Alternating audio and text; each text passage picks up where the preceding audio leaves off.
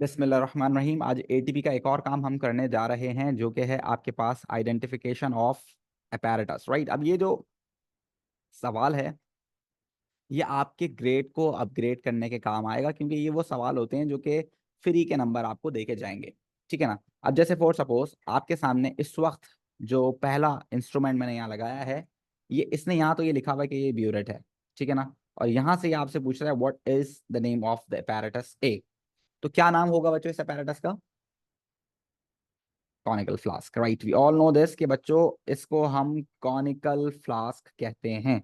ये है आपके पास कॉनिकल फ्लास्क। इसको आप चाहें तो टाइट्रेशन फ्लास्क भी बोल सकते हैं, कोई इशू नहीं है। आप इसको टाइट्रेशन फ्लास्क का नाम भी दे सकते हैं, बट कॉनिकल फ्लास्क एक जर्नल नाम है जो कि आप इसको इस्तेमाल कर सकते हैं। और इस वक्त जो ये इन्होंने आपके पास सेटअप लगाया है, ये सेटअप लगाया है इन्होंने टाइट्रेशन का। राइट, तो टाइट्रेशन करने के लिए हमारे पास इन दोनों के साथ साथ एक और इंस्ट्रूमेंट का होना बहुत जरूरी है। और वो कौन सा इंस्ट्रूमेंट है बच्चों? एक और जो हमारे पास होना चाहिए टाइट्रेशन के लिए, पिपेट होनी जरूरी है, जो कि हमें इन दोनों के अलावा चाहिए होती है। ठीक है ना। इसके साथ साथ पिपेट के लिए हम एक प्रिकॉशनरी आइटम यूज करते हैं। उस प्रिकॉशनरी आइटम को हम क्या बोलते हैं जो पिपेट के साथ यूज होता है? जल्दी से बच्चों, उसको बोलते हैं हम पिपेट पिपेट बल्ब बोलते हैं। पिपेट बल्ब बोलते हैं या पिपेट फिलर बोलते हैं, जो कि आपको पता होना चाहिए कि एक और चीज है जो कि हमारे सिलेबस का पार्ट है। हमें पता होनी चाहिए कि पिपेट बल्ब इज समथिंग जो कि हम यूज करते हैं just to prevent the inhaling of chemical into the mouth. ये हम क्यों करते हैं, एक्सप्लेनेशन अगर आपने देनी हो तो, prevent the inhaling of chemical in the mouth. Right, inhaling of chemical into the mouth. तो ये टाइट्रेशन के लिए तीन इंपॉर्टेंट चीजें हैं भाई, जो कि आपको पता होनी चाहिए। तो मैंने टाइट्रेशन से इसको जो है डिफाइन करके आपको ये पूरा तीन चीजों के बारे में बता दिया है, और ये आपको पता होनी चाहिए। ठीक है ना। और साथ साथ अब क्योंकि एक चीज और यहाँ पर लिखी हुई है तो मैं यहाँ मेंशन कर दूं कि व्हाट इज दिस बच्चों। दिस इज पोटेशियम मैग्नेट, जो कि आपके पास है KMnO4। इसका कलर कैसा होता है बच्चों? होपफुली आप लोगों को याद होगा। क्या कलर होता है इसका बच्चों? ऑक्सीडाइजिंग एजेंट है। शाबाश, ये एक ऑक्सीडाइजिंग एजेंट है। ये तो बिल्कुल आपने सही बात करी है। इसका कलर बताइए मुझे। ये एक ऑक्सीडाइजिंग एजेंट है, इसका कलर क्या होता है बच्चों? इसका कलर होता है पर्पल। Very good. तो ये आपको पता होना चाहिए कि अगर एक चीज जो कि फ्लास्क में है वो आपके पास ऑक्सीडाइजिंग एजेंट है, तो ब्यूरेट के अंदर there should be reducing agent. और जब ये टाइट्रेशन होगी तो इसको हम बोलेंगे रिडॉक्स टाइट्रेशन। ठीक है ना। रिडॉक्स रिएक्शन कराने के लिए भी आप टाइट्रेशन का इस्तेमाल कर सकते हो। तो इस वक्त आपके पास अगर कॉनिकल फ्लास्क के अंदर क्या लिया हुआ है, कॉनिकल फ्लास्क में अगर आपने KMnO4 लिया हुआ है और ऊपर से आप जो है रिड्यूसिंग एजेंट डाल रहे हैं, तो पर्पल कलर फेड होगा। ठीक है ना, ये आपने याद रखना है। पर्पल कलर फेड होगा, ऑक्सीडाइजिंग एजेंट है ये। तो what would be the colour change जो कि आपको देखने को मिलेगा? कलर चेंज आपको देखने को मिलेगा पर्पल टू पिंक। याद रखिएगा, बिल्कुल कलरलेस मत लिख दीजिएगा, क्योंकि हल्का सा भी लाइट होगा हम रोक देंगे, कलरलेस तक का इंतजार नहीं करेंगे। तो जो कलर चेंज आपको यहाँ नजर आएगा बच्चों, वो क्या होगा आपके पास? Purple to pink. You need to keep remember this, colourless तक का इंतजार नहीं करेंगे हम। हाँ, अगर आपके पास ब्यूरेट के अंदर जो है क्या होता KMnO4, तो फिर इसको उल्टा करके लिखते हैं पिंक। इसको हम लिखते हैं कलरलेस टू पिंक। ठीक है ना, फिर लिखते हैं हम कलरलेस टू पिंक। चलें आगे चलते हैं। तो एक और अपैरेटस की जो है लिस्ट हमारे पास नीचे यहाँ मौजूद है। ये कह रहा है diagrams of some pieces of apparatus the student uses are shown. उसने लिखे हुए हैं वही सारे चीजें जो मैंने आपको ऊपर बता दी हैं। तो ए क्या चीज है बच्चों? ए आपके पास ब्योरेट है। बी, बी को देखना है आपने इस मार्क से। ठीक है ना, ये जो एक सिंगल मार्क होता है, ये सिंगल मार्क किस पे होता है बच्चों? ये पिपेट पर होता है। ठीक है ना, तो आपने याद रखना है कि ये क्या चीज है आपके पास? पिपेट है। और ये है आपके पास कॉनिकल फ्लास्क। तो पिपेट को हमेशा आइडेंटिफाई करने के लिए इस मार्क को आप यूज करेंगे। एग्जामिनर अगर आपसे पूछे which apparatus is always filled up to the fix mark, तो आपको याद होना चाहिए कि pipette is always filled up to the fix mark. ये भी आपको पता होना चाहिए, ये एक इंपॉर्टेंट बात है हमारे सिलेबस की। जी भाई अहमद, क्या पूछ रहे हैं? सर ये पिछले वाले पेज पे आपने जो बताया था साइटेशन का बल्क करके कुछ था। सर वो सारे ही हुआ।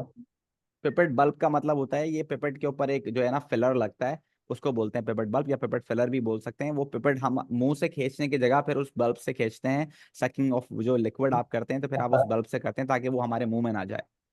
ठीक है।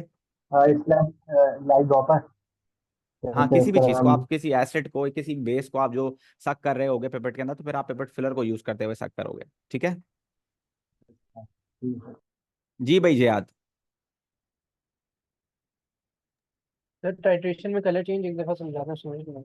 कलर चेंज हमेशा याद रखना है कि जो आपके पास ब्योरेट में होता है उसका कलर आता है बाद में। ठीक है ना। जो ब्योरेट में होगा उसका कलर आएगा बाद में। देखो मेरे पास कॉनिकल फ्लास्क में पर्पल कलर है क्योंकि उसके अंदर KMnO4 है। ठीक है, जब KMnO4 है तो पर्पल कलर पहले से मौजूद होगा कॉनिकल फ्लास्क में। अब जब मैं इसके अंदर कोई और चीज डालूंगा जो कि इससे रिएक्शन करके इसका कलर फेड करेगी तो उसका कलर आएगा बाद में। अगर बेस होगी फॉर सपोज कॉनिकल फ्लास्क में तो उसका कलर होगा पहले से मौजूद। अगर एसिड डाल रहे होगे तो एसिड वाला कलर आएगा बाद में। तो ये आपने याद रखना, जो चीज ब्योरेट में होगी उसका कलर आएगा बाद में। ठीक है भाई। जी रयान। सर ये पर्पल से पिंक क्यों हो रहा है यहाँ पे कलर चेंज? वैसे तो पर्पल से कलरलेस होता है। यस, पर्पल से कलरलेस होता है, लेकिन हम इतना इंतजार नहीं करेंगे कलरलेस होने तक का। हम स्लाइटली से भी कलर चेंज होगा तो फिर हम उसको वहीं स्टॉप कर देंगे। ठीक है। ओके सर, ठीक है, जी thank you. Shaheer. Assalamu alaikum, sir. What वालेकुम is the सलाम। difference between a dropper and a pipette bulb? Because it came in my mocks. नहीं देखो, ड्रॉपर जो होता है वो तो ड्रॉप वाइज आप जो है क्या नाम है किसी भी लिक्विड को जो है यूज निकालने के लिए या यूज करने के लिए इस्तेमाल करते हो। जबकि जो पिपेट बल्ब होता है वो पिपेट के ऊपर लगता है और वो पिपेट के साथ एडिशनल इंस्ट्रूमेंट है। उसका काम लिक्विड को खींचना नहीं है। उसका काम ये मतलब वो अपने अंदर स्टोर नहीं करेगा लिक्विड को। ठीक है ना, वो अपने अंदर स्टोर नहीं करेगा, वो पिपेट के अंदर स्टोर करवाएगा। जी इब्राहिम। सर आपने जो कहा था कि ब्यूरेट में कलर देर से आएगा और उसमें पानी तो साथ में, मैंने ये ऐसा मुझे कुछ थोड़ा नहीं खोला, क्लियर कर। मैंने ऐसा कुछ भी नहीं बोला। मैंने बोला जो ब्यूरेट में होगा उसका कलर बाद में आएगा कॉनिकल फ्लास्क में। जैसे कॉनिकल फ्लास्क में आपने बेस डाला हुआ और ब्यूरेट से आप एसिड डाल रहे हो तो जो बेस में कलर होगा, जैसे फॉर सपोज थाइमोफ्थलीन आपने डाला है तो थाइमोफ्थलीन आप कॉनिकल फ्लास्क में डालोगे तो ब्लू कलर पहले आएगा। फिर आप उस कॉनिकल फ्लास्क में एसिड डालोगे तो वो ब्लू कलर से कलरलेस हो जाएगा, क्योंकि एसिड के अंदर जो थाइमोफ्थलीन होता है वो कलरलेस होता है। तो जो ब्यूरेट के अंदर है उसका कलर बाद में लिखेंगे आप। सही है ठीक है भाई। सर, ठीक है, ठीक है सर। चलिए तो फिर आगे चलते हैं। जब हम आगे चलते हैं तो हमारे पास एक और चीज यहाँ पर हमें देखने को मिलती है। This is question number 5। इसमें ये कह रहा है student uses apparatus shown to investigate the rate of reaction. ये हम कर चुके हैं बच्चों। Between excess copper carbonate and dilute sulphuric acid. We know this कि रेट ऑफ रिएक्शन करने के लिए हम यही जो है सेटअप लगाते हैं। The simple thing they are asking for the X क्या चीज है। तो ये है आपको गैस कलेक्ट करने के लिए गैस सिरिंज आपने लगाई हुई है। और गैस सिरिंज किसी भी किस्म की गैस को कलेक्ट करने के लिए इस्तेमाल की जा सकती है। Lighter, heavier, denser, soluble, insoluble, सारी गैसेस के लिए आप ये यूज कर सकते हैं। हाँ, अगरचे आपके पास डिफरेंट गैसेस हैं तो उसके लिए फिर कलेक्शन भी डिफरेंट तरीके से होगी। तो मैं साथ साथ ही इसको यहाँ लगा दिया है ताकि मैं आपको समझा सकूं कलेक्शन ऑफ गैसेस। देखिए, अगर कोई गैस अगर कोई गैस हैवियर है, हैवियर देन एयर, ठीक है। तो अगर कोई गैस आपके पास हैवियर है, हैवियर देन एयर, यानी कि उसका जो मास है, मॉलिक्यूलर मास जो है वो फॉर सपोज 28 या 30 से ज्यादा है। ठीक है ना, 28 या 30 से ज्यादा है तो वो इस मेथड से जो है कलेक्ट होगी, जिसको बोलते हैं डाउनवर्ड डिलीवरी मेथड। क्या बोलते हैं इसको बच्चों? इसको बोलते हैं डाउनवर्ड, यानी कि गैस नीचे की तरफ जाएगी, डाउनवर्ड डिलीवरी मेथड बोलते हैं इसको हम। ठीक है ना। इस तरह से आपके पास गैस कलेक्ट होगी। और वो कौन कौन सी गैसेस हो सकती हैं? वो आपके पास कार्बन डाइऑक्साइड हो सकती है, फॉर सपोज वो आपके पास क्लोरीन हो सकती है, वो फॉर सपोज आपके पास सल्फर डाइऑक्साइड हो सकती है। तो any gas which have more denser then air, जो कि डेंसर ज्यादा हो या हैवियर ज्यादा हो, वो इस तरह से कलेक्ट हो सकती है। और एक और आपके पास मेथड है जिसको हम बोलते हैं अपवर्ड डिलीवरी मेथड। ये जो मेथड है इसमें जो गैसेस लाइटर होती हैं, लाइटर देन एयर या लेस डेंसर देन एयर, वो इसमें कलेक्ट की जाती है क्योंकि वो ऊपर की तरफ उड़ती हैं। ठीक है ना। लेस डेंसर या लाइटर देन एयर जो गैसेस होती हैं वो इस वाले मेथड में कलेक्शन की जाएगी। और इसके लिए आप जो है क्या नाम है, for suppose methane gas collect कर सकते हैं। इसके अलावा आप हाइड्रोजन गैस कलेक्ट कर सकते हैं। इसके अलावा आप अमोनिया गैस इसमें इसके थ्रू कलेक्ट कर सकते हैं। अच्छा जी, एक और मेथड है। अब इसके लिए डाउनवर्ड और जो है आपके पास अपवर्ड की जरूरत नहीं है। ये है आपके pass through the water process. ठीक है ना, ये आपके पास है थ्रू द वाटर। तो इसके लिए बस एक मेन चीज जो आपको देखनी होगी वो ये देखनी होगी कि गैस जो है पानी में इनसॉल्युबल हो। तो जो इनसॉल्युबल इन वाटर होगी, जो गैस इनसॉल्युबल इन वाटर होगी वो इजीली इसमें से पास आउट हो जाएगी और फिर जाके ऊपर कलेक्ट होना शुरू हो जाएगी। पानी तो उसको नहीं रोक पाएगा। जो पानी के अंदर इनसॉल्युबल है तो वो ऊपर चली जाएगी ना। तो जैसे फॉर सपोज मीथेन है, all alkanes alkenes they are insoluble in water ना, तो ये आप कलेक्ट कर सकते हो इसके अंदर। हाइड्रोजन भी इनसॉल्युबल होती है, ये कलेक्ट कर सकते हो। ऑक्सीजन भी इनसॉल्युबल होती है, नाइट्रोजन भी इनसॉल्युबल होती है। तो ये सारी गैसेज आप इसके अंदर कलेक्ट कर सकते हो। And then they are asking for the apparatus D. तो अपैरेटस डी क्या चीज है बच्चों, जल्दी से बताओ। This is a test tube. Very good. तो ये बात हमें ऑलरेडी पता है, इसको जल्दी से अपने पास लिख लीजिए, मैं आपको 1 मिनट का वक्त दे रहा हूँ। बस कलेक्शन ऑफ गैसेस के बारे में आपको इतना ही पता होना चाहिए बच्चों, इससे ज़्यादा के लिए अगर आपको इन ये समझ में नहीं आते तो फिर आप जो है क्या नाम है गैस सिरिंज भी यूज़ कर सकते हैं, which is applicable for all type of gases. This is for all type of gases. अच्छा, गैस सिरिंज का कोई प्रॉब्लम नहीं है, ये हर तरह की गैसेस के लिए हो सकती है, ठीक है ना। चलिए आगे चलते हैं, फिर हमारे पास कुछ और इंस्ट्रूमेंट यहाँ मौजूद हैं। Student oxidises a sample of ethanol, some of the apparatus the students uses is shown. जी बताइए, व्हाट इज पी बच्चों, पी क्या चीज है। वेरी गुड, इसको हम बोलते हैं लिबेक कंडेंसर। वेरी गुड, इसका नाम है लिबेक कंडेंसर। और उसके बराबर में जो चीज मौजूद है डी, सॉरी क्यू, क्यू को क्या बोलते हैं, राउंड बॉटम फ्लास्क बोल सकते हैं, या इसको हम डिस्टिलेशन फ्लास्क भी बोलते हैं, ठीक है ना। आप इसको डिस्टिलेशन फ्लास्क बोलना चाहें या राउंड बॉटम फ्लास्क बोलना चाहें, दे बोथ आर एक्सेप्टेबल, ठीक है। और आर को क्या बोलेंगे हम बच्चों, this is filter funnel. Very good, तो ये सारे इंस्ट्रूमेंट के नाम आपको पता होने चाहिए। Then next we have right now over here again apparatus A is the same thing. This is Liebig condenser, right? And apparatus 2 is, oh sorry, B is also what, the same thing, distillation flask. अच्छा जी, ये मैंने सामने इसलिए लगाया ताकि मैं आपको दिखा सकूं। ये जो है ना आपके पास, ये आपने देखा है, आपने जो कंडेंसर है यहाँ पर वर्टिकल लगा दिया है, ठीक है ना। वर्टिकली आपने कंडेंसर को लगाया है, तो इसमें ये क्या सीन है। तो बच्चों जब भी वर्टिकली कंडेंसर को लगाया जाएगा तो वो आपके पास जो है सिंपल डिस्टिलेशन या आपके पास फ्रैक्शनल डिस्टिलेशन नहीं काउंट होगी। This is used for complete reaction. हम इसको क्यों यूज करते हैं, हम इसको इसलिए यूज करते हैं ताकि कंप्लीट रिएक्शन हो सके। अगर कोई रिएक्टेंट, अगर आप यहाँ देखें, एक रिएक्टेंट आपके पास इथेनॉल है विच इज कोवलेंट, ठीक है ना, और एक आपके पास एसिडिफाइड पोटेशियम मैग्नेट है विच इज आयोनिक। जब इन दोनों का आपस में रिएक्शन हम कराएंगे तो टेम्परेचर इंक्रीज जब हम करेंगे तो जो आयोनिक वाला है वो तो मेल्ट नहीं हो सकता, लेकिन जो कोवलेंट वाला है वो एवेपोरेट होकर निकल जाएगा। जब वो निकल जाएगा तो रिएक्शन कैसे होगा, रिएक्शन ही नहीं होगा। तो जैसे ही उसके वेपर्स यहाँ से बाहर जाने की कोशिश करेंगे, ये जो लिबेक कंडेंसर हमने वर्टिकली लगाया है ये इसके वेपर्स को लिक्विफाई करके वापस नीचे भेजेगा और बोलेगा कंप्लीट रिएक्शन करो, भागो नहीं, ठीक है ना। तो फॉर कंप्लीट रिएक्शन हम इस कंडेंसर को, डिस्टिलेशन में जो कंडेंसर इस्तेमाल होता है वेपर्स को कंडेंस करने के लिए, उसको हम वर्टिकली लगा देते हैं। और वर्टिकल लगाने का मकसद ये होता है कि जो भी वेपर्स हैं वो वापस नीचे जाएं और कंप्लीट रिएक्शन करें, ठीक है बच्चों। और इसमें ये एरर पूछ रहा है, तो अगर आप इसमें एरर देखें तो इसने वाटर आउटलेट जो है इसने कहाँ बनाया हुआ है, जहां पर वाटर इनलेट होना चाहिए है। अच्छा, ये डायग्राम भी पूरी नहीं है, तो इसको हम कैसे आइडेंटिफाई करेंगे राइट क्या है और रॉन्ग क्या है, तो इसको हम यहाँ पर छोड़ देते हैं। चलिए नेक्स्ट चीज आपके सामने यहाँ पर एक और चीज मौजूद है। Student investigate the effect of adding different masses of rock salts on the temperature mixture of ice and water, and the diagram shows the volume of water and the student uses in this investigation। तो सबसे पहले तो मैंने ये इसलिए लगाया ताकि आपको ये बात पता चले कि ये होता क्या है। दिस इज मेजरिंग सिलेंडर, ठीक है ना। इसको आप वॉल्यूमेट्रिक सिलेंडर भी बोल सकते हो, मेजरिंग सिलेंडर भी बोल सकते हो। इसका वॉल्यूम देखने के लिए आप याद रखें, देखिए ये 15 है, ये 20 है, ठीक है। तो ये आपके पास 16 सेंटीमीटर क्यूब दे रहा है। बहुत सारे बच्चे इसको 15.2 लिख देते हैं, तो ऊपर जरा देख लीजिएगा कि इसकी डिवीजन क्या है, उस हिसाब से आप लोग आंसर लिखिएगा प्लीज, ठीक है। Then the diagram shows a part of thermometer the student uses to measure the lowest temperature reached when 1 gram of rock salt is added। So this is the thermometer we have, right? इसको हम thermometer जो है represent कर सकते हैं, और इसकी भी हमने क्या लेनी है, रीडिंग लेनी है। तो आप देख सकते हैं कि यहाँ पर आपके पास 4 है एंड दिस इज 3, ठीक है ना। तो ये आपके पास जो रीडिंग है ये 3.9 है बच्चों, ठीक है ना। तो रीडिंग देखने के लिए आप यहाँ पर लिख सकते हैं -3.9। तो लाजमी लाजमी ऊपर और नीचे को एक बार देखें, उसके बाद रीडिंग को आइडेंटिफाई करें, ठीक है बच्चों। बात समझ में आती है आप लोगों को, गुड जॉब।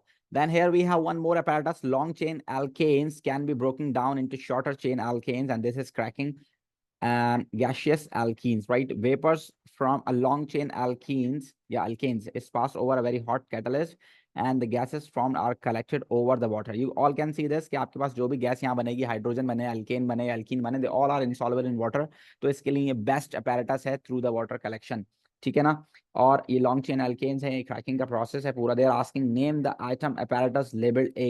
लेबल ए क्या चीज है? वैसे इसको हम ट्रफ कहते हैं, ठीक है ना? इसको ट्रफ बोलते हैं, वाटर ट्रफ. लेकिन अगर आप वाटर ट्रफ की जगह इसको बीकर भी लिखें तो that is also acceptable.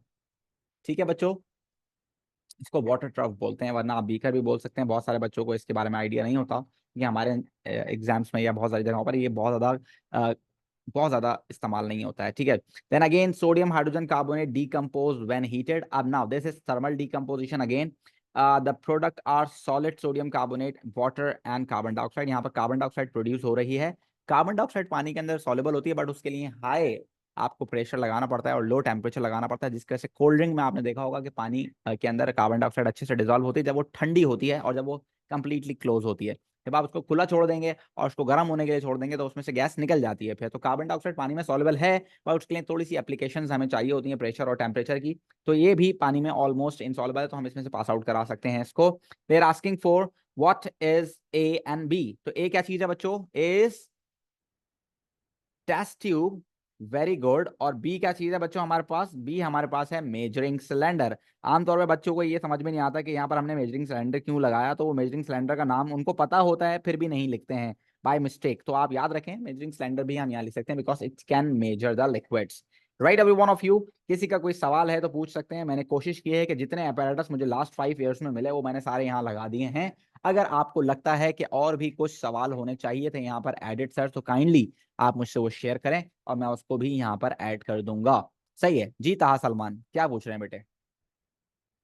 Sir, my question is in the like I was giving an exam in school and like the diagram, second diagram in which you labeled B as measuring cylinder, I wrote as measuring cylinder, but after the exam they told me that it's a gas jar. So gas jar. yes, बिल्कुल आप gas jar भी इसको लिख सकते हैं, लेकिन gas jar में एक प्रॉब्लम ये होता है बेटे, गैस जार के अंदर जो ना ये जो इसने यहाँ पर ग्रेजुएशंस दिखाई हुई है ना, ये होती नहीं है गैस जार के अंदर. तो बिल्कुल आप गैस जार भी लिख सकते हैं, इसको कोई मसला नहीं है, लेकिन गैस जार के अंदर आपके पास ग्रेजुएशंस होती नहीं है. ठीक है भाई. yes sir. चलिए जी. शहीर क्या पूछ रहे हैं बेटे? Sir, what about mortar and pestle, and what about droppers? यार ड्रॉपर, बिल्कुल ड्रॉपर हो सकता है, लेकिन आप देखें कि आपके पिछले कुछ क्वेश्चंस पेपर्स में हमने वो देखने को नहीं मिला है ड्रॉपर ना. ड्रॉपर और मोर्टार पैसल भी जो है एक ऐसी चीज है जो कि आपको सवाल में गिवन थी. ठीक है ना? तो आप बिल्कुल अगर ऐड करना चाहें तो ऐड कर सकते हैं. अगर आपको ऐसा कोई क्वेश्चन नजर आए तो आप मुझे मैसेज कर दीजिएगा, मैं फिर उसको इसमें ऐड कर दूंगा.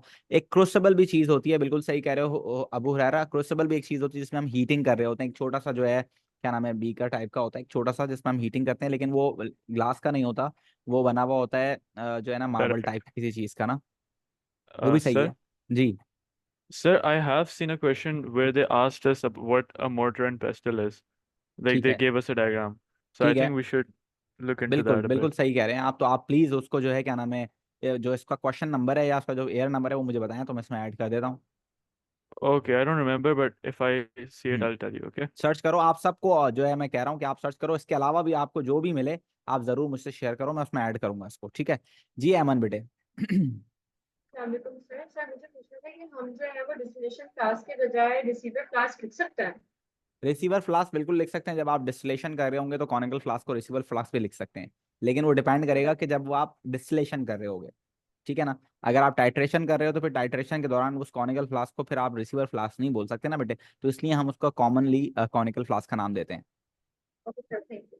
ठीक है जी. और किसी का कोई सवाल? All clear every one of you? ठीक है. तो अब अहमद सुहेल अब्दुल्ला जी. अब्दुल्ला. सर अस्सलाम वालेकुम. वालेकुम सलाम. सर जो वर्टिकल कंडेंसर होता है उसमें थर्मामीटर नहीं लगाते? बिल्कुल लगाते हैं, बिल्कुल लगाते हैं. और वो जो है क्या नाम है टेम्परेचर नोट करने के लिए लगाते हैं, बिल्कुल सर लगाते हैं. लेकिन कैसे लगाते हैं उसमें? ऊपर ही लगाएंगे आप. वो जो बंग होती है ना, बंग के अंदर छोटा सा होल होता है, उसके थ्रू जो है ना वो उसमें जाता है. ठीक है. ठीक है जी. इब्राहिम बेटे. लेबिग कंडेंसर क्या होता है और उसको हमने टॉप पे क्यों लगाया था पिछले क्वेश्चन में? आपने लिखा वर्टिकली था हमने फॉर इसलिए कंप्लीट लगाया रिएक्शन। ताकि हम रिएक्शन कंप्लीट करा सकें। अगर वो टिल्ट होके लगा हुआ होगा, इंक्लाइन लगा हुआ होगा, तो इसका मतलब है वो डिस्टिलेशन हम उसकी कर रहे हैं सिंपल या फ्रैक्शनल, और अगर वो वर्टिकल लगा रहा है तो इसका मतलब है ये कंप्लीट रिएक्शन के लिए लगाया हमने। ठीक है जी बेटे Ryan. Sir, can we write condenser instead of Libby condenser? बिल्कुल लिख सकते हैं, आपको मार्क अवार्ड हो जाएगा। Okay, sir. Thank you. जी बेटे इब्राहिम अंसारी। सर वो एक्चुअली मैं लिबिक कंडेंसर का पूछ रहा था, और वो टॉप पे आपने क्यों लगाया? मुझसे एक्चुअली पॉइंट मिस हो गया था इंटरनेट कनेक्शन में। वर्टिकली हमने उसको इसलिए लगाया ताकि हम कंप्लीट रिएक्शन करा सकें। जी सुहेल। सर इन अपैरेटस में जो मोस्ट एक्यूरेट अपैरेटस है वो पिपेट है या ब्यूरेट? तो देखिए मोस्ट एक्यूरेट अपैरेटस आपके पास डेफिनेटली पिपेट होता है फॉर लिक्विड मेजरमेंट्स। ठीक है ना, लिक्विड की मेजरमेंट्स के लिए आपके पास पिपेट ही होता है, लेकिन पिपेट का एक मसला ये है कि वो 10 या 25 के अलावा जो है मेजर नहीं करता है। ठीक है, 10 या 25 के अलावा मेजर नहीं करता है, तो इसलिए हम फिर जो है थोड़ा सा वो हमारे लिए प्रॉब्लमेटिक हो जाता है। फिर हम अगर 10.8 है, 12.3 है, इस तरह की मेजरमेंट फिर हम ब्यूरेट के जरिए करते हैं। तो सेकंड मोस्ट एक्यूरेट जो है आपके पास अ, आप कह लें कि ब्यूरेट है। और दूसरा ये कि पिपेट स्लो भी होती है, ये उसका एक प्रॉब्लम भी है। बिल्कुल सही कह रहे हैं सारा आप। जी बेटे मोहम्मद अहमद। सर ये जो नॉन के एल्केन वाला है, इससे मैं क्या हीट करते हैं? क्या कह रहे हो? जो सामने आपने चीज करी है, इससे मैं क्या हीट करते हैं हम एल्केन, ये जो एल्यूमिनियम ऑक्साइड कैटलिस्ट है। मुझे बिल्कुल भी आवाज नहीं आती यार तुम्हारी, तुम बहुत स्लो सर बोलते अब हो। आवाज आ गई? आवाज आ रही है लेकिन बहुत स्लो आ रही है। सर मैं ये पूछ रहा था कि क्या हीट करते हैं हम इसके अंदर? नहीं आ रही मुझे आवाज। मुझे मैसेज करके दे दिया करो, मैं मैसेज भी पढ़ रहा हूँ सबके, आप मैसेज कर दिया करो। जी जी याद। सर फ्रैक्शनल डिस्टिलेशन में जो फ्रैक्शन रेटिंग कॉलम के अंदर ग्लास बीड्स होते हैं उनका क्या पर्पस होता है? ग्लास बीट्स जो है एक्चुअल में आपके पास जो वेपर्स होते हैं उनको सेपरेट करती है बेटे। देखो फ्रैक्शनेटिंग कॉलम से आपने मुझे याद दिलाया, फ्रैक्शनेटिंग कॉलम कंडेंसर, ये भी बड़ा पेपर में पूछा जाता है। तो जैसे ही मुझे सवाल मिलते जाएंगे वो मैं इसमें यहाँ ऐड करता रहूंगा। सही है बच्चों? तो क्लास यहाँ पर हमारी खत्म हो चुकी है। बाकी अगर किसी को कोई सवाल पूछना हो तो मुझे